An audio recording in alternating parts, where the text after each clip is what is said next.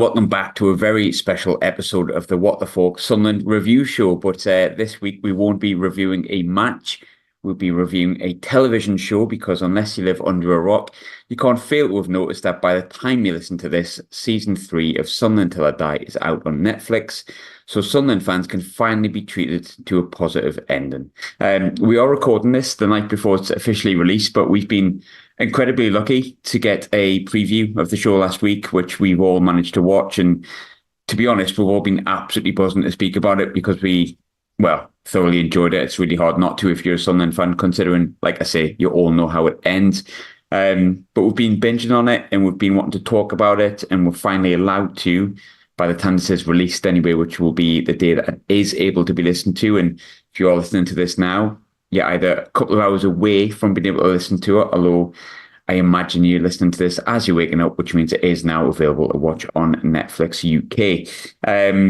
To join me and review the show is the usual team, more or less, missing just one person. First and foremost, Ross, are you looking forward to getting stuck into speaking about good Sunderland memories and a good TV show? Aye, definitely. Like you say, it was nice to have a positive outlook on the club for once. I think season 1 was raw for how it happened. Season 2, for me, was a bit too much based around the chances. Yes, this one it just hit all the right spots, and it was just poignant throughout. And to me, it was really enjoyable to watch it knowing it had a happy ending. Whereas the last few times, like, oh, do we have to really relive this? So I definitely, it was great. I really enjoyed it. I thought you were going to say it had a little bit too much green fog in for my liking in season 2, but no, well done. Thanks very much for not saying that. You could have done that. That would have been quite easy. I was waiting for that when we were going to compare the series, so you read me mind well. Lee, are you looking forward to getting stuck into it, mate? You all right? I am, mate, yes. I am really looking forward to getting stuck in. Just to echo what Ross said, the whole thing was meant to be about Sunderland Till I Die, but like season 2 went away from that to focus on 2 people who don't have the just deserves to talk about Sunderland or even be associated with Sunderland. So it's nice to get back to the roots of what it actually was, and that was the people of the football club. And it's just nice. It's nice to eventually now to chew the fat off it. You know what I mean? Yeah, absolutely, mate. And last but never least, Brad, are you looking forward to getting stuck into some good Sunderland chat and lovely Sunderland things? I am indeed, mate, and hopefully I can have some retweets this time saying I seen you crying on Netflix for the right reasons. But yeah, echo what the other two said. It is sort of brings the story to a close. I'm saying that as if it's like a made-up thing, but it's one of them things where we were hoping that season 2, although it was shite, it was meant to finish on a high, and it was sort of like it's led up to this moment, and it's just a great way to finish the Sunderland Till I Die series and focus a lot on the people of Sunderland again. Yeah, absolutely, and we're going to get more stuck into it, but I thoroughly enjoyed it. Like, I binged it all the first chance I had. And I enjoyed season 1 and I enjoyed season 2, probably season 1 slightly more. But I think with season 3, and I think the series as a whole, I can completely understand why people from all over the world have fallen in love with the football club. And I think this is going to give people a feeling with season 3 of, I think season 1 and season 2, you could feel the love of a really hopeless football club that was just destined to fail, it seemed, continuously. And we always knew that there was a lot more than what was shown in those first two seasons about this football club. And whilst winning a League One playoff final is not the pinnacle of this football club and probably never will be, I think it was the first glimmer of hope from some really positive times we've had over the last sort of 18 months, and I think the show encapsulates that really well. So I think anyone from outside of Sunderland or who wasn't a Sunderland fan before the show is going to watch season 3, and essentially my original thought is they're going to go, oh my God, this football club is as big as these Sunderland fans have been telling us for ages, and now fully understand why they're there. This silly little football club rule their life and do numerous podcasts about it and just chat about these blokes in red and white shirts, because my God, I imagine being part of that crowd at Wembley and the other games and the things you saw must have been amazing. And I think it's just going to sell our club even better. But Ross, like first questions first, you've touched on it a little bit. Look, we've all enjoyed it. I think you can tell that much. Otherwise, we probably wouldn't have bothered doing this. But like, without giving too much away, because we're going to go a bit more in depth. What was when you finished watching it? What was your overall feeling after you'd finished watching the season in terms of like the entertainment value of it? I suppose. I think from a Sunderland fan perspective, it's a lot more entertaining because it's a good ending and what has happened has been a positive. From a neutral, it's probably a bit more going down, I'd argue. It's mint from our perspective because let's be honest, everyone's just took the piss out of us for it. And it's finally one way you look at it and go, we're not actually that much of a shit show anymore. I say not much, asterisks. But at the same time, you know what I mean. And it was good. Like you say, it went back with, I just felt a lot of pride at the end of it. You know what I mean? That was my overriding. And without giving any spoilers away, it was a bit emotional, I think. I think it hit a chord. And the series definitely named correctly. Like Brad said, it's not written, obviously it all happened in real life, but to be fair, from a director's cut, you probably couldn't have asked for a start and end to finish the way it did. It's quite a joint. It's like a journey, isn't it? Yeah, no, 100%. And I think we all, to kind of give clarity to everyone, we sort of watched it. I watched it first, and then Ross watched it, I think, and then Brad watched it, and then Lee watched it, and then Dave watched it in preparation for doing this show. And like the chant is obviously we saw you crying on Netflix and stuff like that. Well, I don't know if we're all going to cry on Netflix, but if you're anything like the What the Falk lads, we all instantly messaged in the group chat just saying, yeah, it was this bit that got me. This bit got me. I won't give away which bit, but we all at one point went, yeah, that got us. And night after night, it was like, yeah, this series is made to make us cry in one way or shape, some shape, size, or form. I'll get my words out in a minute. And I think the best thing is that it was a positive tear and very much pride. I think 100% that I felt at the end of it. But Lee, I don't know what more you can add to that. But in terms of the show itself, it does leave you at the end, doesn't it, as a Sunderland fan, feeling like a lot of pride because it showcases what we always felt our club should be, which seems weird because it's a League One player final. But I think that day at Wembley it could have been a World Cup final for the way that, it felt at the time, and the relief after the years of, half a decade, borderline a decade of not very good stuff. To me, it was quite rewarding because in our darkest times, like going down from the Championship and then failing to get out of League One for so many years, a lot of people could have given up on the football club. And you could argue you wouldn't have blamed anyone for giving up on your football club, but it shows that in life, if you don't give up on anything, you are rewarded by that little bit of light at the end of a tunnel and a bit of hope, which is how I felt. I felt like as a fan, like watching, obviously we all knew what the ending was. But it's like the pain was arguably worth it when we got back to where we needed to be. If, in a way, without sounding too overly dramatic, I know it's only a game of football, but it takes you, you know what I mean? It takes you on roads that you go down on where you're depressed one week, then you're elated the next. And after all the shite we've been through, it felt rewarding at the end of it to eventually get a happy ending. And as you say, I've had the piss took out of us for God knows how many years for the first 2 seasons. So it was just nice to get something back that Sunderland fans could enjoy from the TV series. By the way, all the lads so far have mentioned that at the end of this TV show, they all had a happy ending. We mean that very much in the metaphorical sense, not the actual sense, just in case anyone is concerned. Brad, I want to sort of throw a different question at you because I want to move on a bit into the actual nuts and bolts of the show. I think as neutral fans, you probably really enjoyed season 1 and season 2 because, look, there's parts in it that if you're not a Sunderland fan, was probably quite funny. Like, I think, the bit with Methven and Oscar, it is objectively quite funny, the PA system situation. Whereas I feel like season 3, like, as a Sunderland fan, is the best. But do you think from a neutral fan's perspective, they're going to enjoy this season as much? Do you think it'll be, just as enjoyable despite the fact it doesn't have those silly little things in because you see like the passion of a football club? Or do you think this one's been made very much for us lot and giving us something back? It's a bit of both, really. I think it has been made to give the Sunderland fans something to be happy about at the end of it all.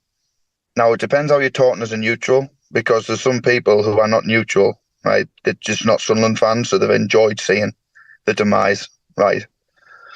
But there are a lot of people out there that have just enjoyed it for what it is and they've talked about how much they've managed, they've like connected with the Sunderland fan base, how much they didn't realise how much the football meant to us up here. So I think from a neutral perspective, they'll equally be as happy to see a happy ending for us. From some of our rivals, I think they won't be best pleased to see it because, look, they enjoy taking the piss out of us. That's what football's all about. But there's two ways really to look at it. I think a neutral is going to enjoy it just as much as us without having the full emotion part of it. Because no matter what you watch, who doesn't enjoy a happy ending? Again, not the metaphorical term. Metaphorical, not physical. Although, you know. But yeah, it's just, I think no matter what, you're always going to enjoy seeing a bit of happiness at the end. And especially that because throughout the 3 seasons, they've used pretty much the same fans and they've seen them down in the dumps, and then to see them ecstatic at the end as well, I think, yeah, a lot of people are going to enjoy it. Not as much as us, but yeah. Yeah, I actually think that as well. Because you're right in what you say. I think a lot of people connect with the first few seasons because of the fan base, not because of the silly stuff. But I think people connect with it because, again, we're going to get further into it. But the fans are very much prevalent in this one as well, and the feeling of what the football club means to the city and its community is probably more prevalent in this one than most of the other ones, because you get to see what it means when we actually succeed as well, as opposed to just how sad it makes you when we weren't doing well. But there's tons of characters in it, Ross, and I think the big thing for me, first and foremost, I want to come on to, we're going to go through as many characters in the show as we can, but there's a lot of Kirill Louis-Dreyfus in this one. Probably more than I anticipated, to be completely and utterly honest with you. Now, the first season we didn't really see Ellis Short, and it's quite funny how each season has had a different chairman. Ellis Short's your first one, you sort of barely seen him. Towards the end you did, but it wasn't anything massively in depth. The second season you've seen pretty much everything about Stuart Donald and Charlie Methven. I wasn't entirely sure how we'd see Kirill in this, and whilst he's not dominated the series, there's a lot in it, and I think it was an interesting time to watch Kirill in a really personal setting about his life, his upbringing, what his dad meant to him, and stuff that maybe takes away from, oh, he's just a 26-year-old billionaire, which we all sort of know him as. And I think it's even more interesting based on the stuff that's happened recently, which we've spoken about in this podcast, and it's obviously got nothing to do with the show. But how did you feel he sort of came across on it? Because I think it was a really interesting time for it to come out, considering what's happened recently with him and the club and some decisions he's made. And also probably took me aback how deep they went into Kirill's sort of story, I suppose, if you prefer. Did you think he came across well with it? Yeah, I think he came across genuine. I think that's what I'd compare. I think, let's be honest, if you're watching season 2 as a neutral, you click on straight away that these two, with Methven and Donald, don't have a fucking clue. Like, it's pretty straight away. Whereas, what obviously, just based off this alone, he speaks very clear. He's very calm. He's got his methods. He speaks out his methods. His past is pretty, it's all football related. And it was interesting to find out how the whole takeover actually came about by playing football on Satori, and that's where the link clearly comes from. Everyone's always been like, how on earth do they know each other? It's got nothing to do with them actually, like Satori's family in Monaco or anything like that at all. It's just a case of they've been in the same place together for a while playing football, and that's how the rich man's chat comes about. Oh, do you want to buy a football club? Oh, yeah, why not? As you do. But yeah, I thought there'd be more Speakman, to be honest, and there wasn't that much of Speakman, if I'm honest. from what I expected, considering that squad was the squad that him and Stuart Harvey. Stuart Harvey's not even on once, not even mentioned. He brought in all the players. He was a big part of that. So yeah, I think it was more unexpected, but it wasn't too much where it was overriding like Donald and Medford. I think that's the fair assessment I can say of it. But I didn't come away from it thinking he was the best in the world, or he's horrible, he's useless. He just came across all right and give a bit of backstory to it, which helped continue the flow from where we left season 2 to where we were. I think if you were neutral, you needed that backstory and you needed that personal involvement. I definitely felt like when he came on the screen, I was like, oh no, this is going to be like the rewriting of stuff and how great a guy Kirill was, and kind of do the PR machine a little bit like they did with Donald and Methven, where it was dominated by them in this season 2.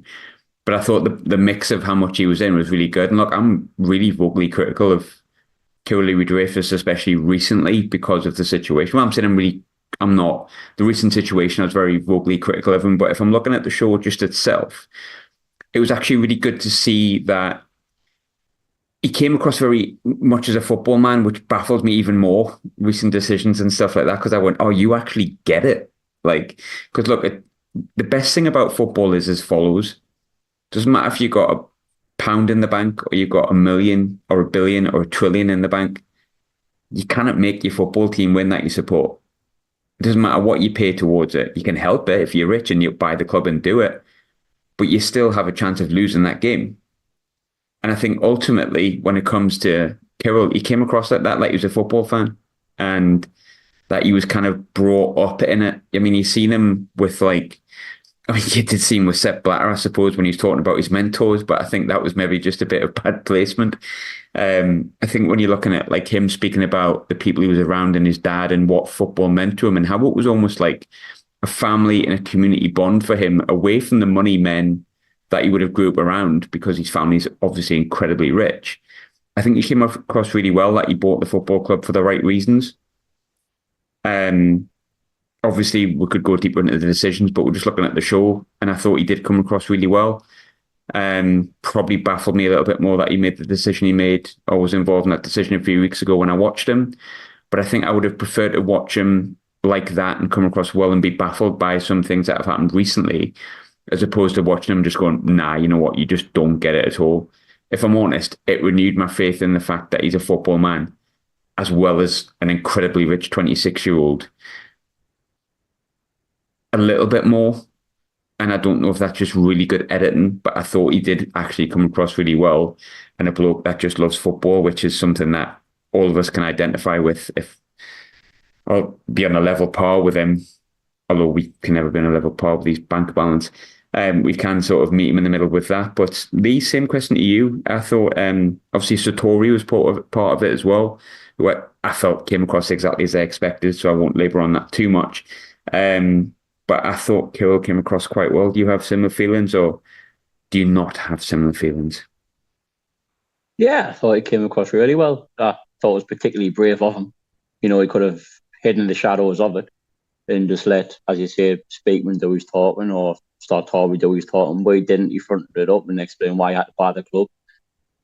But what I enjoyed the most was, about like getting football and stuff, the way he explained, obviously, the departure of Lee Johnson and the way he did renewed my faith that he understands what needs to happen when it comes to like football and decisions, and it's not just a knee-jerk reaction to a few poor results. He sits there and like carefully considered it, and as I said, he was brave. And as I said, for a 26-year-old billionaire, he could have easily sat this one out and just let other people do his talking for him, but he didn't. I think, when you're looking at the Lee Johnson bit, I thought that was really interesting, because what he was saying when he said, you could see that coming for weeks. He said, I knew this was coming, and I don't think we're going to get promoted. It actually, looking back to that time and coming back from Bolton, drove back with my friend Hannah after that game, and I was like, this has been coming for weeks, this. And I was saying in the weeks leading up to it, and that's what I mean about, I thought he was a football man, It wasn't like a business decision. He kind of went, I felt we weren't going to get promoted. And that was one of my most interesting parts for it. But talking to managers, and I saved this one for you, Brad, Alex Neil plays a huge part in it. And I'll tell you something, it really left me conflicted because I think me and you were probably, when it happened, people remember the Norwich review show. You were like, nah, bugger Alex Neil, did the wrong thing, walked out. And I was like, no, I don't know. Like, why's he left and all that? And lo and behold, Tony Mowbray fixes it. It's fine. We're getting the playoffs. Alex Neil does horrendously at Stoke and everything's fine. So when I watched it back, I kind of was like, there you are, you little sod. Walking out in the club and yada, yada, yada, and all the kind of feelings we have. But how did it feel for you seeing how much Alex Neil was part of that promotion? And look, the fantastic job he did getting us out of it, and how well he spoke about the fans and the little things that he said, and sort of remembering how really funny and steelily determined. I don't even know if that's a phrase. How much steely determination he showed, maybe we should say, that he was going to get something out of it. Like, the stuff when he was saying like, doesn't matter what's going on in the past, different team. Like, and remembering things like when he said, I'm not going to be intimidated by Sheffield United. What we're going to do, boo. Like, stuff like that was funny, and it's hard to forgive because of what happened. But like at the time, we loved Alex Neil. We probably still respect him for what he did. And that really conflicted me watching Alex Neil. I was like, bloody hell, yeah, he was really good, really straight talking. He did what a job he did to get us up. He was the perfect man at the perfect time. How did you feel about that part of it with Alex Neil? Because it was conflicting, wasn't it? I'll put it out there. I've never been sat watching Netflix before and booed a character coming on the screen. No, look, we were massive fans of Alex Neil when he was here, and what that show does, it backs up exactly why we were such big fans of him and why it hurt so much when he walked out on it when he did. And what it actually does, it makes me even more confused as to why, because it seemed like he bought into the whole Sunderland as a football club, the area, and then he's just walked away, and it looked like he had trust in his players. He talked highly of his players, and then you see the reaction at Sheffield Wednesday with the winner, and I love that camera angle where it's right up against him and you can hear his voice screaming and how much it meant to him. Yeah, like you say, it's a bit conflicting because what I get at the end is what was going through his head. How bad must it have been behind the scenes within the space of 3 months for him to go from where it was, finishing that season, to wanting to walk out on it in the way he did? Like, could it have been that bad? People say about, I don't know, he hasn't been taught what he can do. He's been taught what he has to do on transfers. But we said from the start, it's all about the money. And all I'm thinking in my head now is, thank fuck we didn't give him a checkbook and say, you go and sign whoever you want, because look where his team is that he went to, and they're struggling. But yeah, it was nice to reminisce. It was nice to remember the good times that we had. Because look, I completely forgot until I watched this back. His first 3 or 4 games, we were shite. And I thought when he came in, because we went on this, was it 18, 19 game unbeaten one, obviously a bit into the championship. I completely forgot that we had about 3 or 4 games where we were absolutely woeful. And we weren't winning. And I think all that was forgotten about because of the one we went on to. But yeah, when it went good, it just brought back good memories for me. And look, I'm not going to ever say that memories are going to be ever bad. It just leaves it leaves even more of a sour taste that now that's documented and it's out there for the world to see. And people are going to see it now from all over. When people say, why did Alex Neil leave? I think they're going to be just as dumbfounded as us, that he's literally went for the money and it hasn't worked. And he's going to watch this show back and regret the decision he made. And I think that's fantastic. Absolutely fantastic. Because I can't stand the bloke. I was a huge Alex Neil fan. And the longer things have gone on, the more I've probably softened towards what happened without him managing or going to watch Stoke when we played Norwich will always rankle. And if that wasn't there, I probably would be a bit more on his side and more understanding. But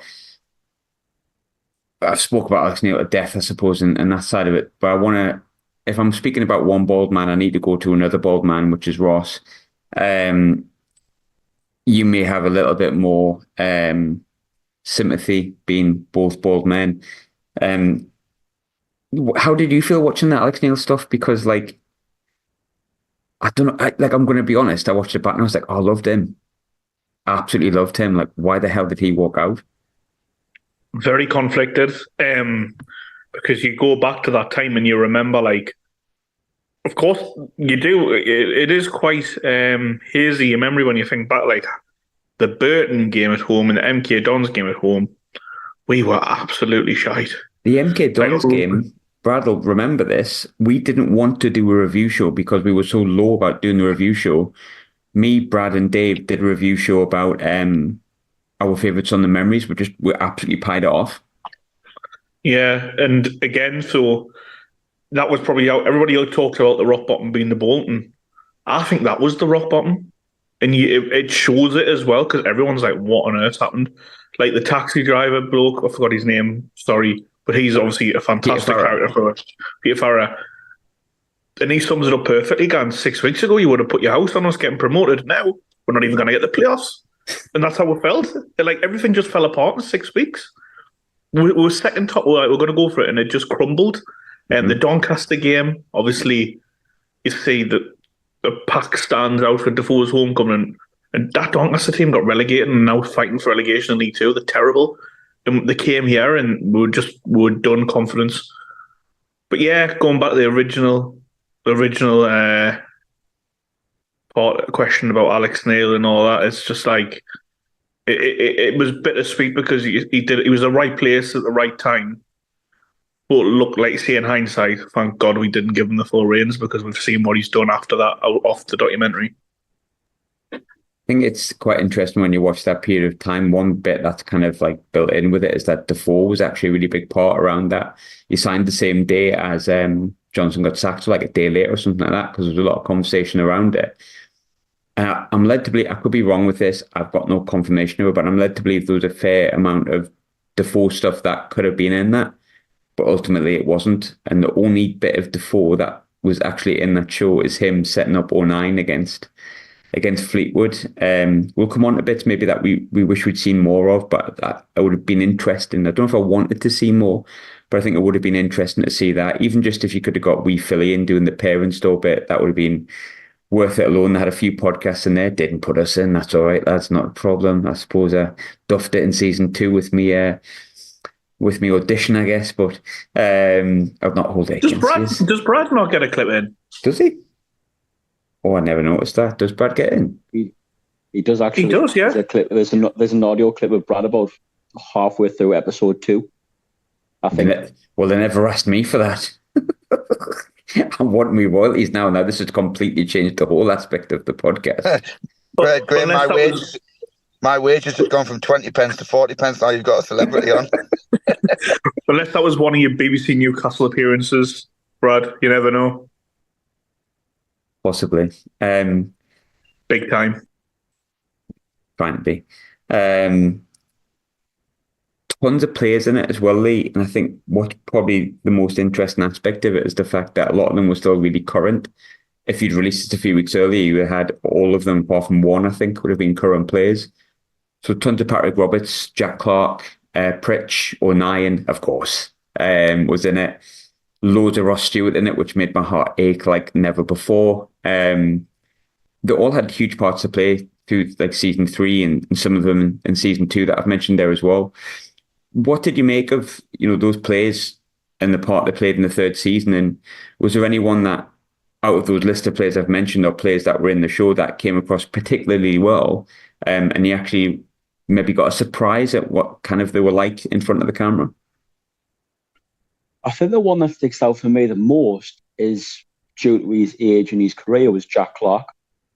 Because for a very, very young boy, he's got a very, very mature head on his shoulders, which you would hope in the future might stand well for Sunderland. But if the way he talked, the way he presented himself, I don't know if it was just because it was in front of the camera, but he didn't seem like a 22, 21-year-old boy. He looked like he was 26, 27 experienced lad. And it surprised me because obviously I thought like the way he plays, he's a maverick.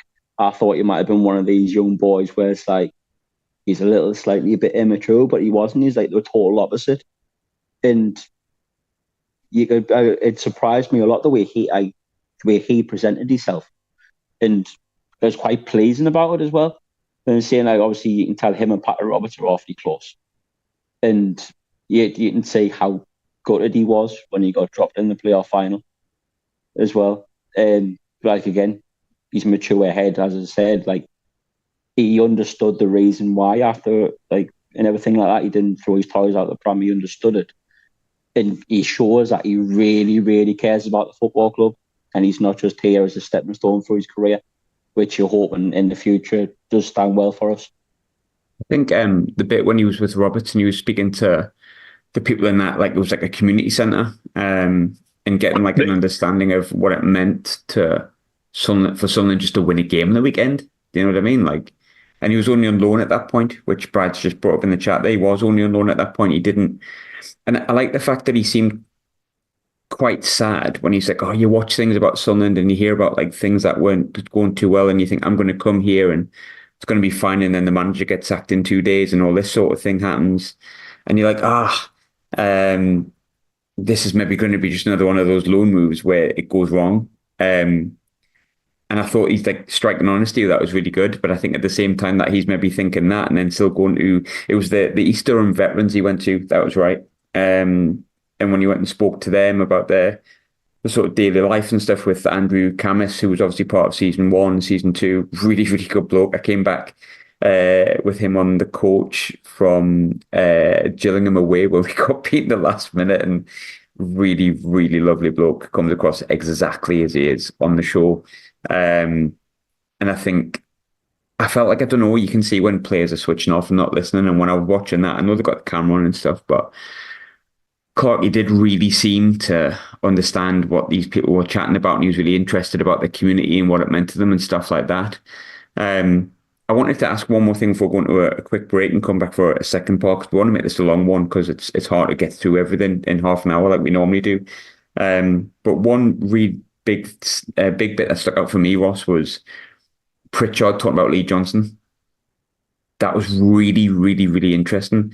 He was wrong, but I think it gave us an insight into Alex Pritchard at a time when he's just left the club. What did you make of the whole Pritchard stuff and talking about Johnson?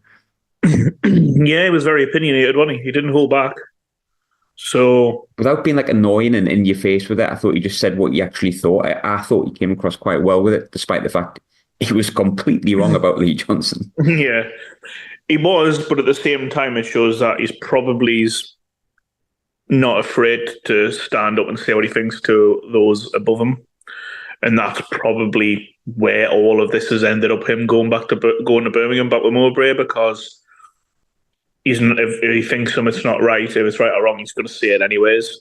But I thought, like you say, he came across all right. I think it was a bit bittersweet with him as well.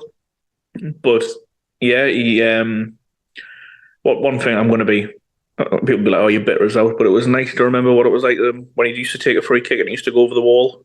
And with the days in League One, if I'm being a bitter man, but no, it was, like you say, you mentioned there about Pritchard saying about Johnson. It's actually surprising how many people were against that sacking in hindsight, because you look at how much he stunk the place out everywhere he's been since. Like, he got sacked by Fleetwood, man. Like, how? In the nicest way possible. You know, even Joey Barton did well there, the little shit. And like, you know what I mean? I'm going off on tangents, but yeah, Pritchard came across all right, but very opinionated, and you can see why, being so outright there in his opinions. And it was also interesting that when they mentioned like the leaders in the dressing room, he wasn't actually one that was really brought up much, was he? Which was surprising, given he was one of the senior members. And I think a lot of people since then have said he was in that as well. It was really interesting. I've seen that Pritchard bit the day he left, because I got sent a clip, and like before I got sent the preview, they said, "Look, we've got a couple of clips if you want to watch them, but you can't post them anywhere." And one of them was Pritchard talking about Johnston. And I was like, "Have you done this on purpose just to boggle my head for the day, or what?" But we're going to pop into a little break. We're going to come back and chat about lovely Luke, a little bit more about the other part of the season that we really enjoyed. Probably tug on my heartstrings a little bit with Ross Stewart. But hopefully enjoyed season one. Sorry, not season one. Part one of our review of season 3. And hopefully you join us on the flip side.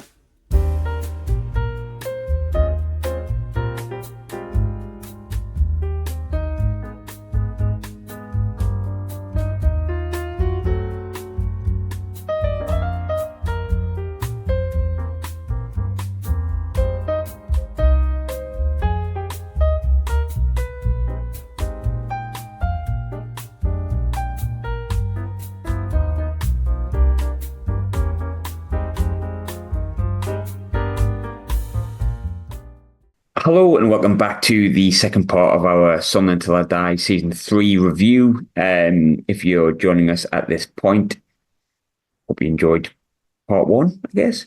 We're going to go through a little bit more in-depth stuff in terms of like the season, our favourite bits and loads of other stuff.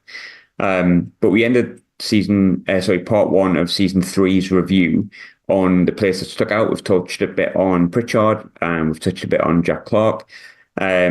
Brad, I wanted to ask you a little bit about the other players that were involved in the show as well, because I think ultimately they're the ones that we're most interested in and have been obsessed with since we were 5 or 6 years old because they wear a red and white shirt. I thought 09 was absolutely outstanding. Just brilliant TV and just reaffirmed why I absolutely love him. But I also found the Ross Stewart stuff really hard. I think Ross Stewart's probably been my favourite Sunderland player of the past 10 years. And I think seeing how buzzing he was to play for Sunderland and how happy he was just to be involved with such a massive club tugged on the heartstrings a bit. But talk to me about 09 and Ross Stewart. What were your thoughts? Pretty much the same. It's just, you just realise why you love them or why we loved Ross when he was here. But I think with Luke, it epitomises exactly why we've loved him from pretty much the start of him being here. He appreciates the position he's in from where he's came from and managed to come to a club like Sunderland, albeit we're in League One, the same league Wycombe were in at the time as well. But I think he just, every single day, he wakes up and he understands that he's living a dream of 45,000 people that turn up and watch him every week. And it was nice when he was injured. I don't know if it's just been edited in this way, because when he was injured now for a while, it went to shite. And it seemed like when he came back, look, spoilers now because people better have watched it. When he came back, seems like when he got that goal against Fleetwood, then we went on this amazing run, and it was because of him. But everything about Luke, just how hard he works, how true to himself he is just great to see. More in depth, more off the field as well. He's a proper family man, always talks about his kids, which is nice. And then the Ross Stewart thing, you don't realise, he didn't have that luxury of coming through academies or anything like that. He was playing, I can't even remember the name of the team, and his father had to pay the money to get him transferred. Hillwillen Juniors, about half an hour down the road from me. And then he went to Albion, didn't he? Albion Rovers. For 1,500, and had to raise 500 quid to pay for the transfer fee. Which really, me being an Airdrie boy, is a little bit of a derby there. So he played for one of my family's team's rivals, Courtbridge. But just to see how he's had to work extra hard to get where he is, because he said himself it was so easy just to give up, and he had to start again, and he got his big move, and he's got his next big move after that. They both came across really well. It's just nice to see players who are on there. If you go back to season 1, season 2 is a bit better from the players' point of view, but season 1, you were talking about the likes of Rodwell and that were just mercenaries on the club. It was nice to get in-depth look at the players that we represent in our football club and showing the world that they're just normal human beings who appreciate what the hand have been given in life. And I think a lot of people can sort of, what's the word I'm looking for, Graham? They can sort of connect with that. Yeah. They can appreciate it. They're very humble. That's what I would like. I think they both everyone in the series came across very humble. I think, when you're looking at, and I'm not like, because we do a podcast that talks about like football players, and we've called probably each one player worse than shite after one game. So I'm not exonerating us from it, or anyone from it. But I think, you see, especially with Pritchard and Stewart recently, both players that have left the club, and I think there's a lot of people that's been nice about both of them. And the same with O'Nien, but there's always a segment of people, that have like criticised Stewart's move and criticised Pritchard's move and criticised their personalities. And I know a TV show can dramatise and make someone look very good, but I really would struggle to watch that show and not look at like O'Nien, Ross Stewart, and even Pritchard to an extent, and not want them to do really well just in life in general, because you sort of, for me, one of my overriding thoughts, I mean, I love Ross Stewart. Look, I don't think I've ever said a bad word about Ross Stewart, to be honest, like, period. I don't think I've ever said a bad word. In my eyes, he never had a bad game for us, I don't think. But I think when you watch and you realise what he's probably going through at the moment with his injury, and you really feel for him, and you just hope that those players come back and do really well. And look, I wish it was in the red and white stripes of Sunderland, of course I do, but it's not. But I think there was another player we missed out, which was Lyndon Gooch, which was a massive part of the series. But Ross, I wanted to kind of throw the next one over at you a little bit. Gucci was probably the one that I wanted to single out on purpose, because, look, I know he's from like California or something, but he's from Sunderland. And it was an interesting time to watch Lyndon Gooch's part, considering the time that we were recording that. He didn't know if he was staying or not, and it was like do or die for him to get Sunderland up, or his career to him and his head, the way he was coming across. It was like he'd let Sunderland down. He'd only ever experienced relegations. How interesting was that part for you with Gucci? Yeah, it seemed to weigh a lot on him, didn't it? Like, you could see the relief after the win at Wembley. But like in the build-up to him, when they're speaking to him on the beach with his family, he's not as like forthcoming as the other lads, who seem a bit more, not relaxed, but a bit more, I don't know, calm about the situation, I think, and like understand it, where you could tell with him it meant more. Like, I don't know what it is. It weighed heavy on him, and obviously all of that. It was shown for him previously. He was part of both series and the both failures, and he didn't want that to be the way he ended at Sunderland. And I honestly think that it was a surprise more. It's not a surprise now, known, like, obviously he went the year, he had one more season with us in the Championship, then left again. But it's actually quite surprising that he even had that year in the Championship, looking at that, because I think he knew that he wasn't going to be here long, and it was pretty much over. And you get that vibe, don't you, from the way he's speaking about his situation. But yeah, it was good. Like I say, it was good to see the backstory with him being friends with members of staff as well, outside of football, like close family members and that. And like you say, he's a Macklem now, basically, and he says as much himself. But I think the overriding factor is the shift from season 1 to 2 was massive, and everything going on. But 3, you really see the foundations of how the culture has changed in the dressing room. You mentioned before about like the bad eggs, etc. But the total culture change in not just getting players who are going to be young and valuable assets and to get us promoted, but they seem to do a lot more due diligence on them. Like, let's be honest, we haven't employed a prick for a while, which is nice. You know what I mean? You used to always sign players and like, they're arseholes in training. They're always kicking off in town. Like, touch wood, but we've signed some good eggs, and I feel like that is a culture change that has been massive for the club to be successful in what we're doing at the moment on the pitch. And like I say, all the players have come across really well. But the Gucci one I was really, like you say, his emotions on the pitch at Wembley were brilliant, weren't they? He was just like a fan on the pitch, wasn't he? And yeah, that's all it was. Yeah, 100%. And I think, yeah, I'll always love Gucci, just because he's kind of the blueprint for what I expect from a Sunderland player, which is just 100% commitment. Um, Lee, I want to kind of throw this one to you a bit. We've touched on the difference between the seasons, but season one was very fan heavy because the players were mercenaries, a lot of them. The good ones that were there at the time, like O'Shea, Cattermore, it was at the worst time that they'd been in Sunderland. They'd had much better times. So it was very fan heavy, and it was good from that perspective because that was the worst season in our living memory, I think. And those fans on there just kept going and doing what needed to be done and just plowing on with it. Whereas season two was, if you, in the nicest possible way, maybe characters that were within the club at that point. How good of a balance do you think that they've struck in season three by making sure they haven't got rid of what was really good about season one without completely forgetting about the characters within the club like that we just spoke about? How good do you think the balance was between the two on this particular season?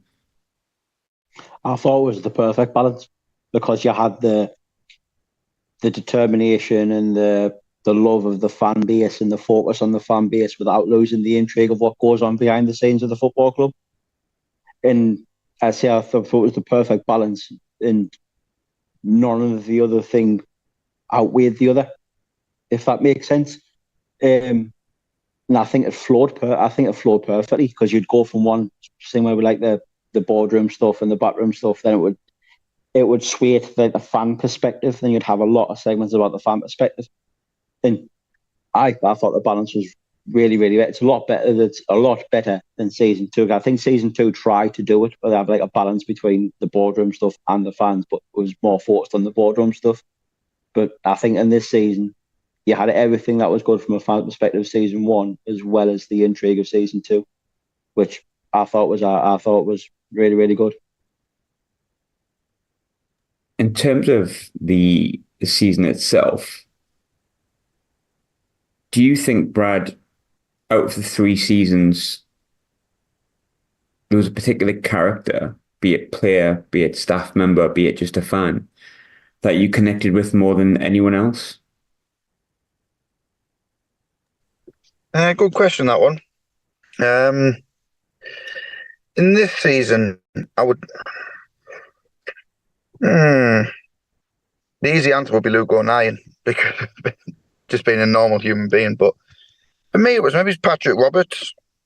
And without me sounding too emotional and too like tugging at the heartstrings, it's you sort of get the sense that he wasn't accepted at many places he's been to. And I think a lot of people can sort of relate to that in aspects of their life. And when you do get accepted by somewhere, you sort of you see the better side of you, and you get the best out of you. And I believe that's what's happened with Patrick Roberts. So for me, and it's another one as well. You've got to remember, technically, I think it was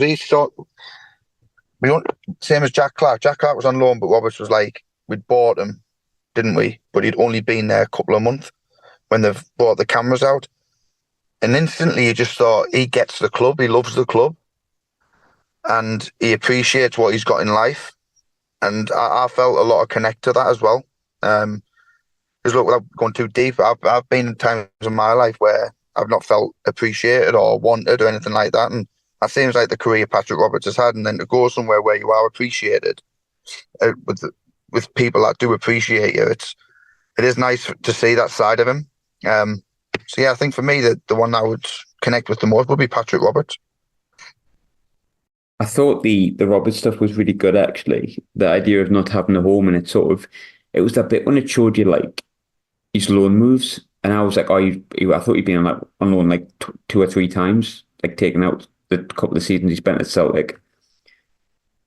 But he was like out for ages at different clubs, like Girona and like Troyes and Aldershot and Norwich, Borough, Derby, and I'm thinking, bloody hell, that he actually never. He probably played for more clubs in like the space of 3 or 4 seasons than some people will play for in their career. And I think it made me even more pleased that he'd connected with here so much and he'd achieved so much here already. I still think he's got plenty more to achieve, Patrick Roberts as well. But yeah, I agree. I think he also came across incredibly well. Same question towards you, Ross. Was there a particular character, be that a player, be that a manager, be that a chairman, whatever it may be, that you connected with most? I'm going to assume over the 3 seasons that you're not going to say Charlie Methven, so we can count him out. But is there anyone else that you connected with specifically? Not one in particular, but it was good seeing. Sorry, I'm not very good at remembering the names, but the one where his young lad followed him around and he's been to Wembley loads and he'd seen us lose. And then he finally sees us win and he's like nearly 18. He's ready to get around it. Is that the one with the like his kid's got like ginger hair? Yeah, I think so. Yeah, that's I think that's Andrew. I think from the veterans, and I found it funny that as kid, when it showed you like him the first time we went to Wembley, and he's like, "Oh, Dad, I'm really sad," and then the next time it showed, he's like, "All right, Dad, I'm really sad." And then he finally got to see us win at Wembley, and he was an adult. That kind of summed up how long it had been and the trauma that would went under at Wembley. But yeah, I think overall, like watching the fans go to the match and seeing where we went from and basically had no hope when the results were bad, and then you can just see we're getting a few results and people starting going, well, you know, we might win the playoffs, we might get the playoffs, but you never know. You know what we're like at Wembley. And then it comes to Wembley, and everyone knows it's Wickham, and everyone's like, I think we might do it. I don't know. I think we might. They can tell everybody's really thinking we're going to win, but there's that bit inside of them going, nah, we never win at Wembley. And it's just, I just remember feeling the exact same way. And it was good seeing Ainsworth's face like smacked off after we won as well. I thought I'd put that bit in, you know. But I think just following the fans round, they just wanted to see us win at Wembley, and the build up to it was brilliant. And you actually forget how tense it was in the lead up to the Morecambe game. Like I forgot how close it was. Like it's mental, isn't it? You forget that we're one way from Broadhead goal away from not even getting in the playoffs. And also, I know we went off on a tangent. Elliot Embleton is so forgotten about how much of a big part he played in that team, getting them there and the final. Like, people need to start putting a bit more respect on his name. He's a local lad, and I just don't think he gets anywhere near enough credit for that season where other players do. Yeah, just want to jump in there as well and say, I'm thinking about people who have been on the series. Someone that was quite prominent on season 2, I think she was, and I loved the tribute that they done on this season to Louise Wanless. That they didn't leave her out of this season. She got a big mention in it, and I think, the outpouring of grief when she did pass, unfortunately. But you've seen all different clubs' Twitters coming in saying how much they respected her and loved her for everything that she'd done for when they came to the stage of light and things like that. And I thought it was a lovely fitting tribute that she wasn't forgotten in this series as well, because she did play a big part in season 2. Not massive, but she was there and you did see her quite a lot. So I think it was quite nice that the lads at Football 73, when they've made this, have put her into that and didn't forget the time when they made her put a shirt in the dressing room. You see the kit man, he was like doing the printing for her name. They put the name in the dressing room, they bought a shirt out at Wembley and things like that.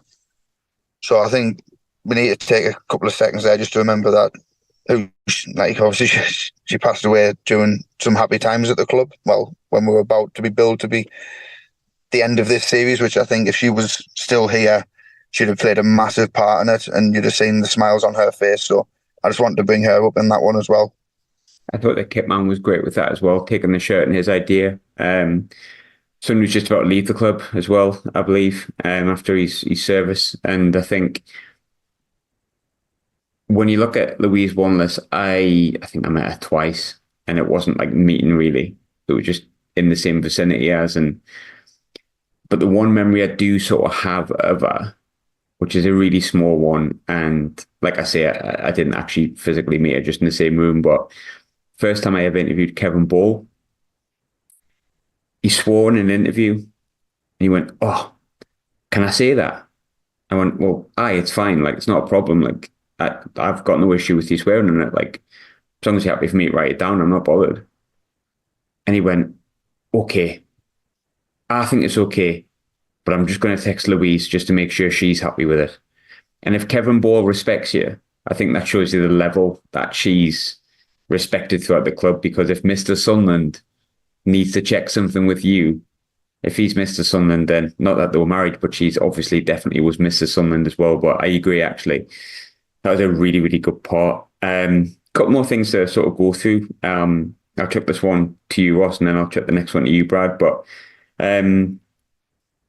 those games against Sheffield Wednesday, as much as it was League One and it was like the worst time in our history, the home game, the away game, and then Wembley, of course, were some of the best memories I've probably ever had as a Sunderland fan.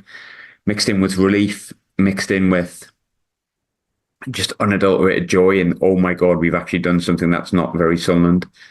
That home game against Sheffield United when they played Sheffield Wednesday, sorry, when they played the ready to go on, I was literally like, whoa, I think we're doing this, like, and I've never really felt like that with Sunderland. It's tended to be the opposite.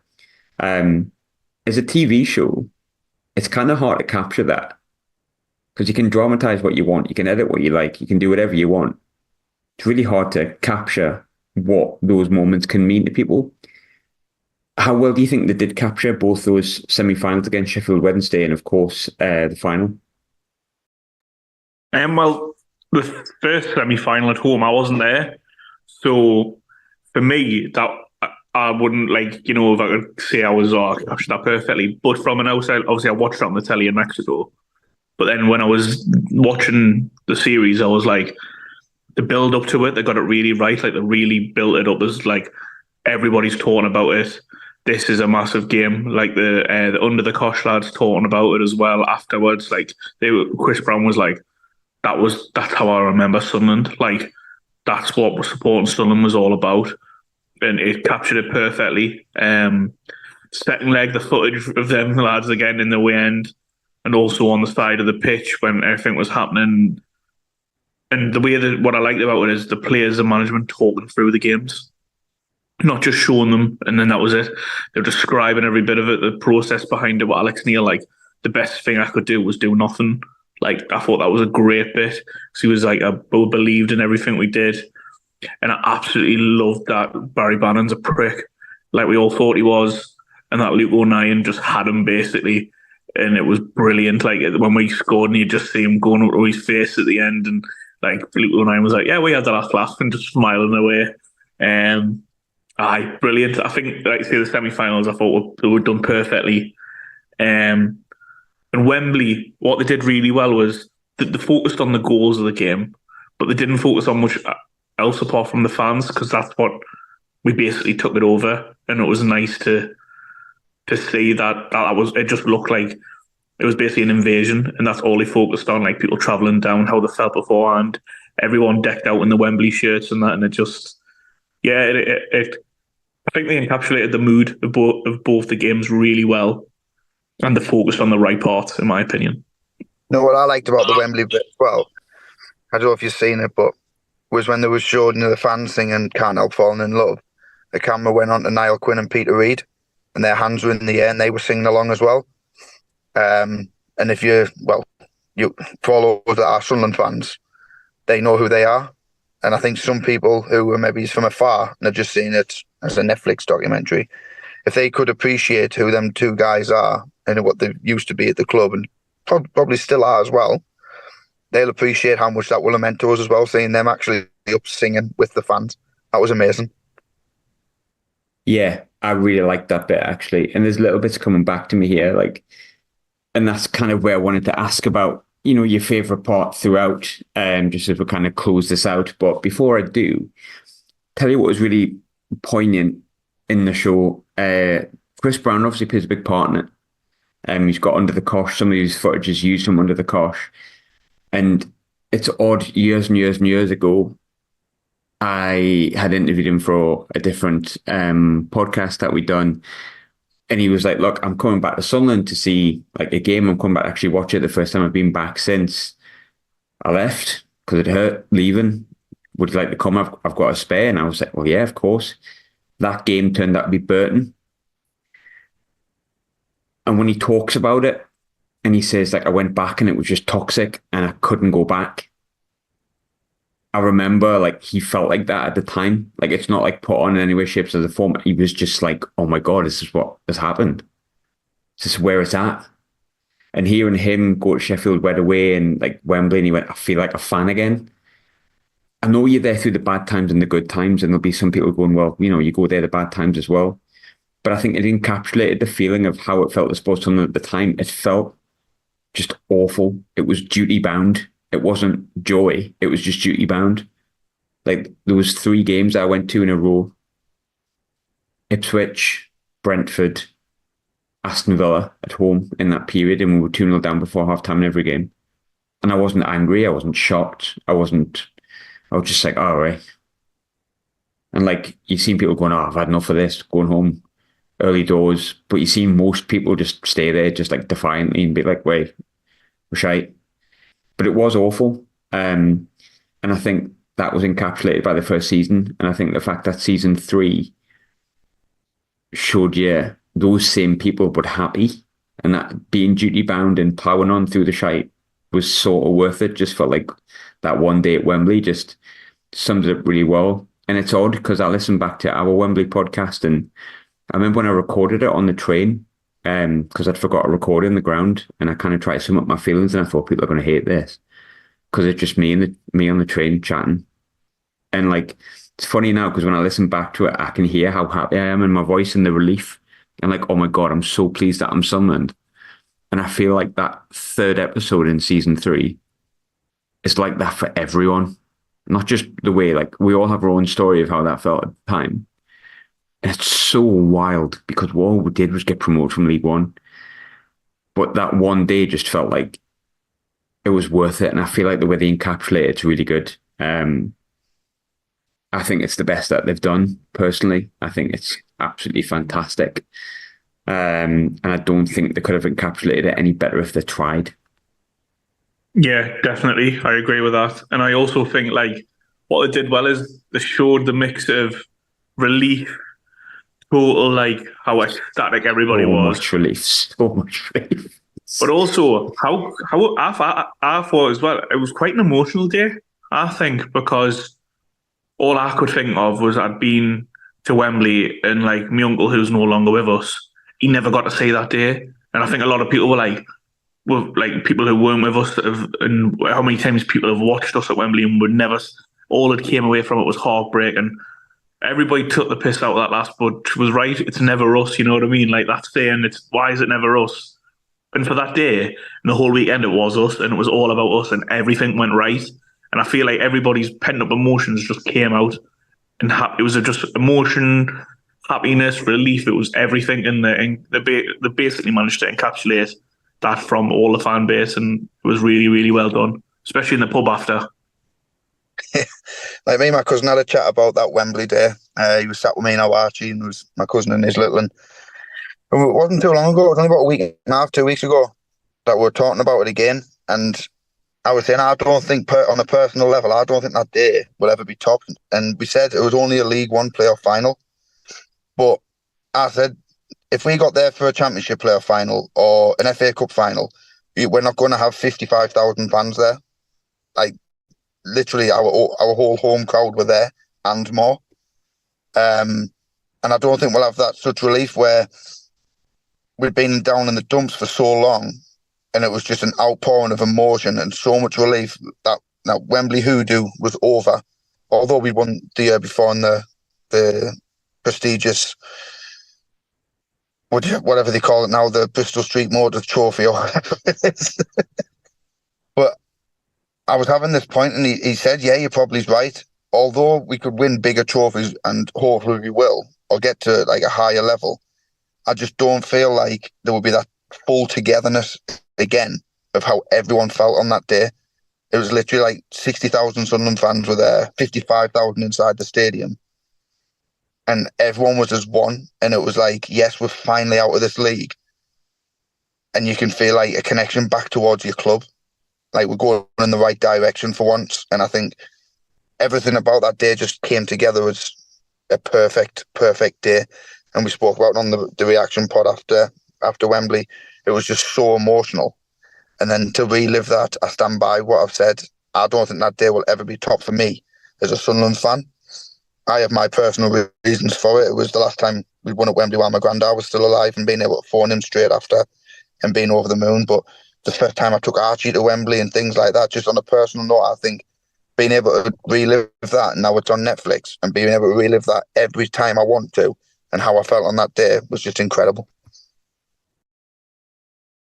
Yeah, it was. And I think it's really hard to sort of put into words what that day meant, I think, in a way. And I think it's probably no surprise that even I feel like I'm tearing up a bit here, shit. Just talking about it, but like watching it just back is brilliant. And I'd be really surprised if I hear any backlash from this tomorrow. And people listening, like, oh, I didn't quite get it right. I thought they got it perfect. And I think you can tell it was made by a load of Sunderland lads who just fucking get it. And I think that's what makes the series so bloody brilliant, is that it is a bunch of Sunderland lads. Yep, they may be a bit more talented at, doing certain things. And yes, unfortunately, they may have a relationship with James Corden, which is something I don't think any of us would want. But they're Sunderland at the end of the day, and they do a really good fucking job. They just fucking get it. James Corden's going to play Charlie Methven in this movie spin-off. Who's going to play me? Oh dear. Brad Pitt, probably. Nah, you'd want longer than 4 minutes, I think. Just before I let you go, I just want to do, what your favourite part was. Ross, I'll give that to you. What was your favourite part of the entire series? Honestly, I think it might sound very, I don't know, maybe think really of that, but Patrick Roberts and Jack Clark with the veterans just speaking about life, and just made me really proud that we've still got both them lads in our squad now. Like you say, they were on loan at the time or on a 6-month contract fighting for the career. They've not just found a home here, but they've it's totally like, they've all bought into it. They've been brilliant on the pitch for us. And it just, I think if anything encapsulates what we're all about as a club now on the pitch and the culture we brought into it, off it with the community, that was it. And it was really touching, and it was good to see two young lads who were humble, like was said, but they're also the talent showed on that pitch, and they were so in belief of what they were doing in the Sheffield Wednesday game. And but I thought it was creased as well when they were on about the Sheffield Wednesday game, and Jack Clark's like, yeah, I was shushing people, it was great. Then someone tried to chin us on the way out. That was a good bit. I think mine was also around the Sheffield United game, and 109 says, and Barry Bannon got up. Wednesday, you've said Sheffield United a few times here. If there's any Sheffield Wednesday fans, they're going to be livid. I didn't give a shit. I couldn't care less. They're not Sunderland at the end of the day either. We beat both Sheffields in playoff semi-finals, and they're both class days as well. So they can shove it. I don't care. Barry Bannon, who plays for one of the Sheffield teams, apparently, he when he says, "Oh, you're gonna have to do more than that to stop me," and O'Nien goes, I thought, yeah, game on. I was just like, it was that moment when I was like, God, I love that bloke. And ultimately, that's what it's about, being nearly 40 and loving men who wear a jersey that is red and white and has a Sunderland badge on it, isn't it, ultimately? I think that topped it for me, because we've touched on it a bit before, but even when it's been really tough recently, I've never really felt like anger at players. And I think that's because there's a bunch of lads that I think just get it. And I've said that twice now. The people who made the show get it, and the people who are involved in it, I think, get it in terms of the players on the pitch. And for me, 09 was fantastic on that bit. But Brad, I introduced you last. You get the last word, because Lee's gone back to work. What was your favourite bit? My cameo, obviously. Which I didn't even notice. No, it was that good. When is it? It just blended somewhere in episode 2, I think. Around then. Didn't even click. No, on a serious one, it's going to sound boring, but it was the minute Ross Stewart's goal went in. because that was and I can relive that moment over and over. And I know I can watch it on YouTube, but that's just me watching it. And now I know that everyone's going to be seeing it. At that moment, I just knew we've done it, and I could enjoy the last 20 minutes of that game. And that'll stick with me. And then when he's running off into the corner, you can see me lifting out Archie up in the air, and he's getting absolutely mad as well. But I think that was my favourite because of how I felt at that time, and I couldn't keep reliving it, and I still get goosebumps watching it and talking about it. And it's rare that you can have a moment like that in life. And now it's there for everyone to see. And I think that moment as well, for people who are just watching it as a neutral, not as a Sunderland fan or not as a rival, someone who's watching it and watched it from day dot, I think that moment as well, they will get it. And they will get that a very similar feeling, not to the same levels as we did. But I think at that moment, they'll also go, oh, yeah, and they'll feel happy as well. So I think that's my moment there, because obviously when you see Stuart running off and all the players chasing him, and then all the fans going absolutely divvy in that corner, I think everything about that just epitomises what Sunderland are.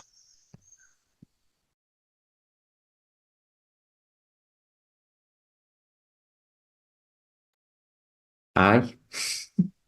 That's a nice wee long pause there. But yeah, I think before we go, ultimately, I think you can tell we've really enjoyed it and probably really enjoyed reminiscing about it, which is kind of the reason we did it, to be honest. But I think the bit at the end was really poignant as well. I think I had no idea Ian Wake had died, and I thought he was a really good part of the series in general. And I think seeing his story right up until that end was really hard to watch, actually, but also really nice at the same time. But yeah, it felt like the perfect way to end that, Ross, didn't it? Yeah, it's so bittersweet because, like you say, he was a great character. He was just like, and you know what I mean, when he was on about like, I have downsized to make sure I can still get in the match. You know what I mean? Like he just did everything to watch Sunderland FC, and he was so pleased that he got to see the Wembley. How chuffed he was, and how happy he was that everyone else got to see the Wembley. Wasn't just like, oh, I'm buzzing, I got to see it. He was buzzing that the people he went with got to see it, and he made sure he put that point across. And yeah, it was. I choked up. I cried, mate. I sat in the city and cried.